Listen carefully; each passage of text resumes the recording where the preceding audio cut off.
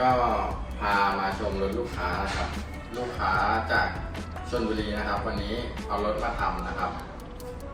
เป็นตัวมังกี้นะครับ5เกียร์แซมมี่แซมนะครับลูกค้าก็จัดของกับเราไปก็เยอะพอสมควรครับตัวนี้ก็จะมีล้อ MZ นะครับที่ลูกค้าจัดกับเราไปนะครับแล้วก็ลูกค้ามาเติมความแรงนะครับเป็นตัวชุดเครื่อง4วาล์วนะครับของทาเกกาวะนะครับ4วาล์วตรงรุ่นของตัว5เกียร์นะครับแล้วก็อัปเกรดโชคหน้านะครับเป็นไส้โชคหน้าเออร์ลินนะครับพร้อมกับเปลี่ยนตัวหัวโชคล่างนะครับเป็นหัวโชค TNC นะครับของแบรนด์คามุยนะครับพร้อมขาจับปั๊มแล้วก็ตัวนี้เลยทีเด็ดสวิงอาร์มของทางร้านเรานะครับเป็นฟูลบิลเลต CNC นะครับตัวนี้ลูกค้าก็